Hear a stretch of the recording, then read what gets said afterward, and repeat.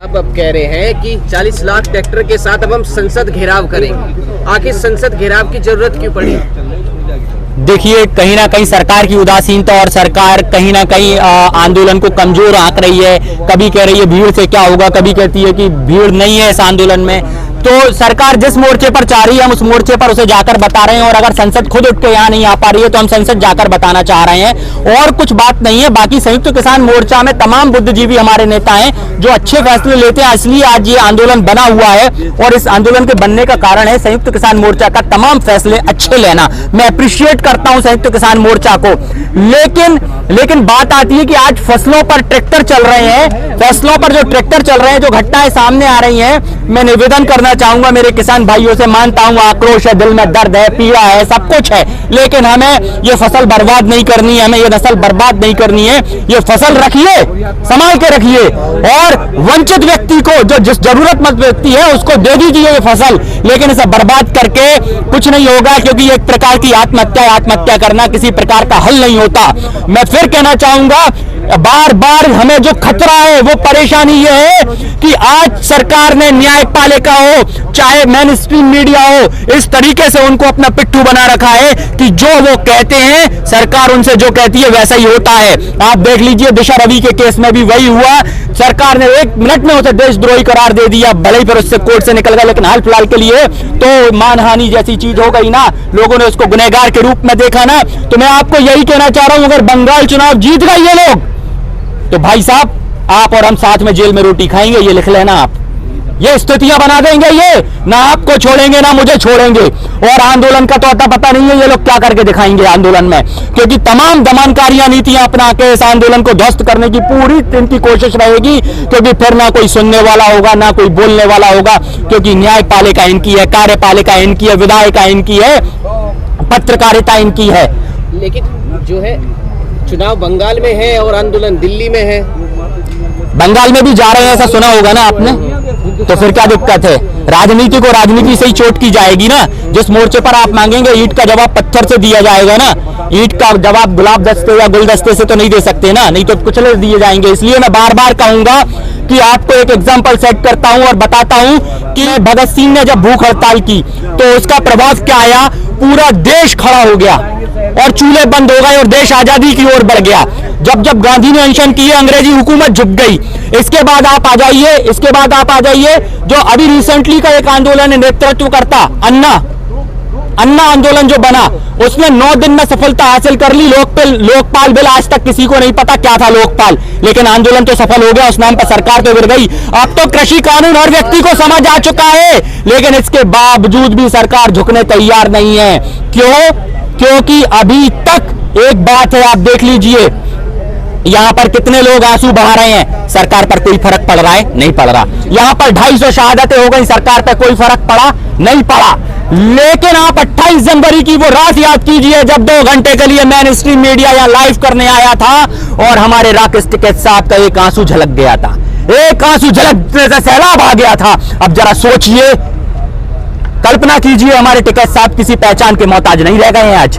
अगर टिकैत साहब 100वें दिन आकर, मेरा ओपिनियन है और मेरी सलाह है, अगर ऐसा कर दें, इस विचार को अगर रख लें, तो 100वें दिन आकर 101वें दिन वो घोषणा कर दे कि मैं भूख हड़ताल को अंजाम दूंगा, मैं इसकी लीडरशिप करूंगा, तो जैसे जैसे उनकी नब्ज चलेगी वैसे वैसे सरकार हिलेगी, वैसे वैसे सरकार हिलेगी। और जब सरकार हिलती है तो फैसले जनता के हित में आते हैं, और अगर ये जनता के हित में फैसला लाना है, आपके हमारे हित में फैसला लाना है, तो मुझे लगता है गांधी, भगत सिंह, जेपी और अन्ना से आपको सीखना होगा और मेन लीडरशिप को फ्रंट में आकर टिकैत साहब को एक बार भूख हड़ताल कर देनी होगी। और जब तक भूख हड़ताल चलेगी, समझ लीजिएगा पूरा देश जाग जाएगा। पूरे देश की परेशानी है कि यह आंदोलन कैसे भी सफल होना चाहिए, और बंगाल से पहले इस आंदोलन को सफल हो जाना चाहिए। बंगाल चुनाव के पता नहीं क्या परिणाम आएंगे, अगर बीजेपी के हित में चले गए तो हम परेशान हो जाएंगे, और अगर बीजेपी को परेशानी, बीजेपी अगर वहां नहीं आई तो क्या कहते हैं, हम जीत जाएंगे।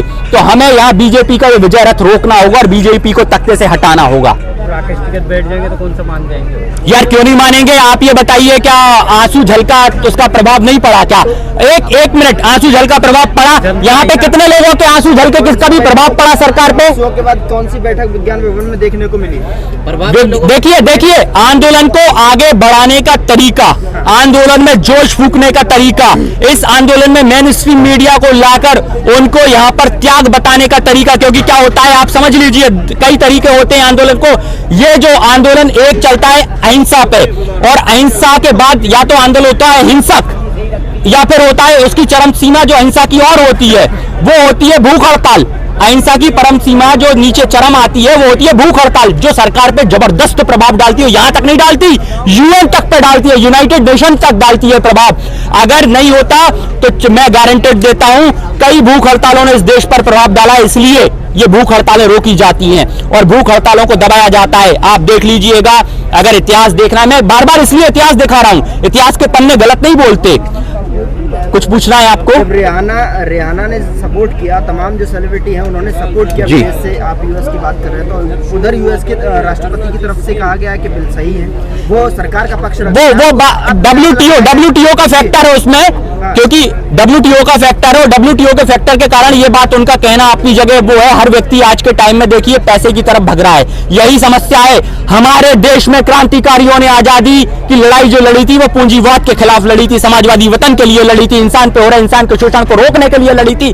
आज भी वही लड़ाई है। अब बताइए आपका शोषण कौन कर रहा है? आप पे, आपके ऊपर बैठा हुआ आपका विधायक, आपका सांसद, यही तो राज कर रहे हैं। जबकि हमारे यहाँ लोकतंत्र की बात की जा रही है, संविधान की बात की जा रही है, और धर्म की बात करते ही संविधान नेस्तनाबूत नजर आएगा आपको, क्योंकि संविधान के अंदर हम लोग वी आर द पीपल, और संविधान के अंदर ही कहा गया है धर्मनिरपेक्षता की बातें। अगर ये धर्म की बात आती है तो संविधान की अवहेलना हो गई, और जहां पर मैं की बात आ गई वहां संविधान की अवहेलना हो गई। लेकिन आप कह रहे हैं कि बंगाल में जो है चुनाव हराना है, बिल्कुल हराना है, बीजेपी जीत न पाए, बिल्कुल ना जीत पाए। बीजेपी बात करती है तो बीजेपी कहती है कि वहाँ की जनता को मुक्त करना है, वहाँ की जनता को खुशहाल दिखाना है, क्योंकि वहाँ जितने तरीके से ममता दीदी के जो अत्याचार है वहाँ देखने को मिलते हैं। किसकी बात सही है? आप हराना चाहते हैं, वो जीतना चाहते हैं, और जनता को खुशी रखना चाहते हैं?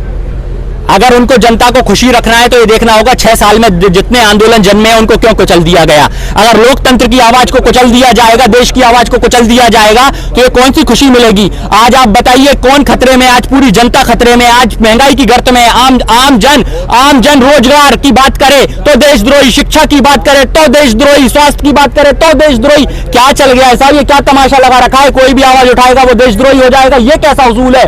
2013 के पहले यही गोदी मीडिया आपको और हमको ये कहती थी कि ये सरकार का करप्शन है, सरकार का करप्शन है, जब पेट्रोल के दाम बढ़ते थे, और आज पेट्रोल का दाम जब बढ़ रहा है तो कह रहे हैं नेशनलिज्म है। ये कैसा चश्मा है जिससे आप अलग तरीके से देख रहे हो उसको और इसको?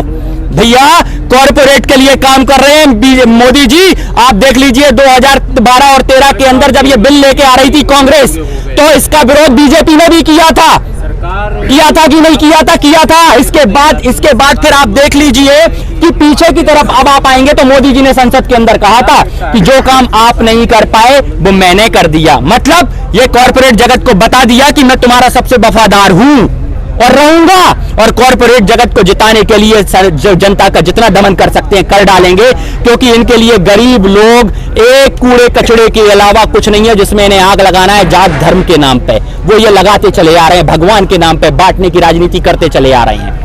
आपको क्यों लगता है कि बंगाल में अगर बीजेपी आ जाती है तो आपका आंदोलन तो कुचल दिया? इसलिए कुचल दिया जाएगा क्योंकि उनको जो यूपी में सीट जाने का डर है वो वहां से कवर अप कर लेंगे, और अगर वहां से कवर अप कर लिया तो वो इसको आंदोलन को बिल्कुल ध्यान नहीं देंगे और इसको कुचलने के लिए तमाम सारी कोशिशें लगा देंगे। क्योंकि उन्होंने जिस तरीके से राजनीति करना है ना, आप देख लीजिए पिछले 6 सालों के अंदर क्या कभी बात हुई इतनी हिंदू मुस्लिम के अंदर दरार आई जितनी अभी आ चुकी है? दलित सवर्ण की बातें हुई, लेकिन इनके मौजूदगी में हर बातें हुई हैं, और आज तो ये बात हो गई है कि किसान की आवाज उठाने वाला खालिस्तानी हो जाता है, पाकिस्तानी हो जाता है, कोई वामपंथी हो जाता है, लेकिन इनको पता नहीं है कि कम्युनिस्ट विचारधारा जो थी वो समाजवादी विचारधारा थी। आपको नहीं लगता कि जिस तरीके से अब संसद का घेराव 40 लाख ट्रैक्टरों के साथ किया जाना है, और ऐसे में एक बार फिर से आप उसी गलती को दोहराने जा रहे हैं जो कि 26 जनवरी को दोहराई थी? मुझे ऐसा लगता है इस प्रश्न को डिफेंड करने के लिए सबसे अच्छा होगा कि आप राकेश टिकैत साहब से पूछेंगे तो शायद ज्यादा अच्छा इसका जवाब मिल पाएगा, क्योंकि क्या और अंदर की रणनीतियां हैं वो आपको ज्यादा अच्छे से जानकारी मिलेगी। क्योंकि मेरा बोलना निकलना क्या पता किस तरीके से जाए, इसलिए जो चल रहा है वो अच्छे से चलेगा, कुछ ना कुछ अच्छा ही होगा। दिल्ली कोच की बात आप लगातार कर रहे हैं जी, तो क्या आप मानते हैं कि दिल्ली में जो सरकार है इस आंदोलन से यहाँ से कोई असर नहीं हो रहा है सरकार के ऊपर, जो आप बार बार दिल्ली कोच की बात कर रहे हैं? देखिए बार बार सरकार जब कहती है हमें प्रभाव नहीं पड़ रहा, अभी आप रिसेंटली ले लीजिए कुछ मेन स्ट्रीम मीडिया ने आके खाली तंबू दिखा दिए। भाई वो खाली तंबू क्यों थे इसे समझने की बात है। भाई सुबह के टाइम क्या कोई व्यक्ति शौच नहीं जाएगा क्या?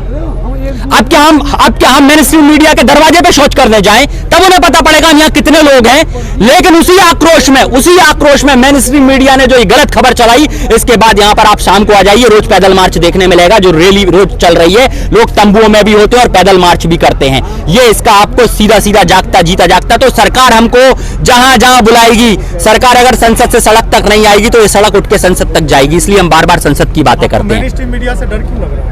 क्यों ना लगे भाई, जिसको कभी जनता की आवाज होना था, जिसको कभी जनता के साथ होना था, आज वो सत्ता का हथियार बन गई है और जनता पर वार कर रही है। तो जो जनता की आवाज थी अगर सरकार का हथियार बन जाएगी तो गला तो आम जनता का घुटेगा। इसलिए जनता की आवाज मेन स्ट्रीम मीडिया हुआ करती थी, जो आज तक नहीं अब बन पा रही है। तो इसलिए हमें डर है, सरकार और मेन स्ट्रीम मीडिया जब मिल जाएगी तो दमन आपका और हमारा हो जाएगा। बार बार मेन स्ट्रीम मीडिया का जो है लगातार जो है विरोध करते हैं, गोदी मीडिया कहकर पुकारते हैं, लेकिन वहीं किसान नेता वहां जाकर अपना इंटरव्यू देते हैं, उस पर क्या कहना है? देखिए क्यों इंटरव्यू दिए जाते हैं? इसलिए दिए, विरोध नहीं किया जाता, क्यों उनको बाइकआउट नहीं किया जाता? एक सेकंड इस पर आप सुन लीजिए।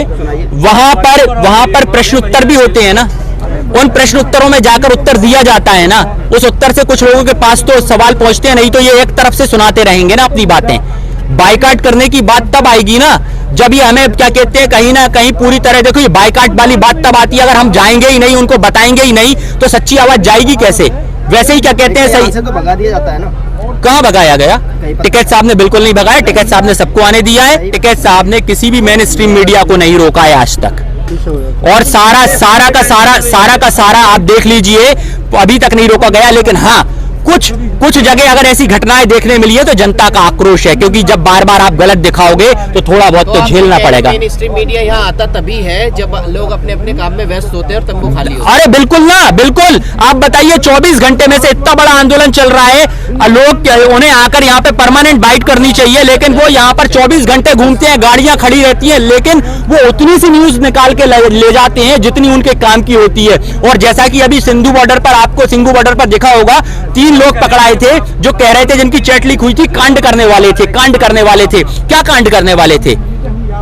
आप समझ सकते हैं किस तरीके से स्लीपर सेल के रूप में इसमें बीजेपी आरएसएस के लोग यहां पर भेजे जाते हैं और इस आंदोलन को बदनाम करने के लिए कहा जाता है। जैसा कि शाहीन बाग 2 का नाम इसको इसीलिए दिया गया। शाहीन बाग में क्या हुआ था सब जानते हैं बहुत अच्छे से, मुझे बार बार नहीं बताना पड़ेगा, क्योंकि शाहीन बाग का जो अंजाम था वो इसका भी अंजाम करना चाहते हैं। लेकिन भाइयों और बहनों अब ऐसा नहीं होगा। शायद मुझे लगता है मेरा ओपिनियन अगर टिकैत साहब को पसंद आएगा और वो 100वें दिन आकर भूख हड़ताल पर बैठ जाएंगे तो मुझे लगता है ये आंदोलन पूरी तरह सफल हो जाएगा। और मैं अपने विषय में बस इतना कहूंगा कि भगत सिंह की वो लाइनें याद आ जाती हैं कि लिख रहा हूं अंजाम जिसका कल वो आगाज आएगा, मेरे लहू का हर एक कतरा इंकलाब लाएगा, और मैं रहूं या ना रहूं पर मेरे मरने के बाद भी वतन पे मरने वालों का सैलाब आएगा। जय हिंद, जय भारत।